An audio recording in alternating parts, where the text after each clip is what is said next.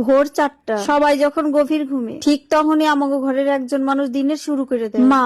ঠান্ডা ভোরের হাওয়া, চারিদিকে নিস্তব্ধ, কিন্তু মার হাতের ঝাড়ু শব্দটা জানি পুরো বাড়িটার জাগায় তোলে। তো বন্ধুরা, তোমরা সবাই কেমন আছো? আজকে ভোর থেকে ভিডিওটা শুরু করছি, শেষ পর্যন্ত না দেখলে কিন্তু মিস করবা। আমাকে দুয়ারের এক কোণা থেকে আরেক কোণা একটু ফাঁকি না দিয়া মায় নিজের মতো কইরা গুছায় নেয় আমাকে ছোট্ট পৃথিবী। মায়েরা বলবে সারাটা দিনে কত কষ্ট করে, তাই না? কেউ দেখে না, কেউ খেয়ালও করে না, কিন্তু এই পরিশ্রমই তো আমাকে সকালটা সুন্দর হয়। ঘুম ঘুম চোখে রাত থাকতে উঠটা বাসি কাম করতে কতই না কষ্ট, তাই না? আর প্রত্যেক দিনে সেই একই কাজ। ঘুমের থন উঠটা দুয়ার হুড়ো ঘর হুড়ো, রান্ধো বারো, খাও লও, ঘুমাও। আর দেখো এদিকে তোমাকে লগে কথা কইতে কইতে এদিকে কিন্তু আমার মার পুরো দুয়ারটা কিন্তু আর দুয়ার ফুরার পরে যে মাটি হয় এটি আমরা সব জমায়ে রেখে দিই। একদিকে দুয়ার পরিষ্কার হয়ে যায় আর আরেকদিকে আমাকে আরেক জায়গায় আমাকে দুয়ারের চারো কোনা খামছি তো সব হুড়ো হয়ে গেছে। এখন মা একটু রাস্তার সাইডটা একটু হুইটে নিল, কলপারে যেহেতু প্রতিদিন ধোয়া এলিকে কলপারটা একটু হুইটে নিতে, আর হুড়ার পরে প্রত্যেক দিন কিন্তু ঝাড়ুটা ধুইয়া তারপর আবার এই জায়গা মতো রেখে দিতে হয়, কারণ পরের দিন ভোর শুরু হইবে আবার এই ঝাড়ু দিয়ে। মার ঝাড়ু দেওয়া শেষ, তা আমি কইলাম যে থাক, আমি এখন ঘরটা একটু ঝাড়ু দিয়ে দিই।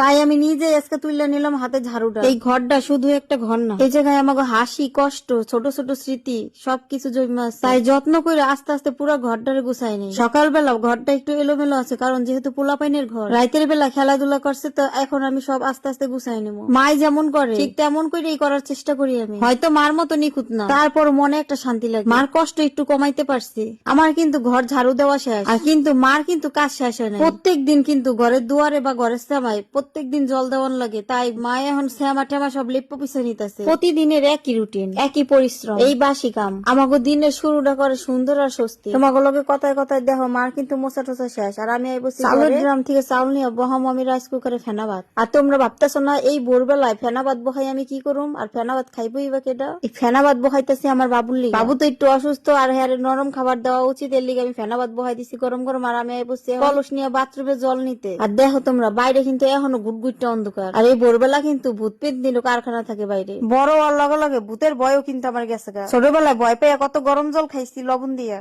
ঘুম ঘুম চোখে আজকে আমি ভোরবেলা উঠটা দেহ দিয়ে কত কাম করতেছি। আমাকে রান্না করলে লেপা পোষা নাই, আমাকে কালকেই রান্না করলে লেপা পোষা হয়েছিল, আর এইদিকে আমি রাইস কুকারে ভাত বহাই দিছি। ভোরবেলা এমন সর্বনাশ হইব ভাবতেই পারি নাই। দেখো কারেন্ট গেছে গা, ও আবার কারেন্ট আই পড়ছে। ভাগ্য ভালো, নাইলে আমার কষ্ট হইতো। সকাল 6টা, ঘুম এখন অনেকের চোখে, আর এদিকে বাবু মায় আর আমার বইনে যাইতেছে ফরিদপুর ডাক্তার দেখাই। তোমরা ভাবতেছো না গাঠটি বুসকা নিয়ে কই যেতেছে? আমার বইনে ফরিদপুর পড়াশোনা করে। তো যাই হোক, ভিডিও যদি ভালো লাগে থাকে তাহলে লাইক কমেন্ট শেয়ার করে অবশ্যই পাশে থেকে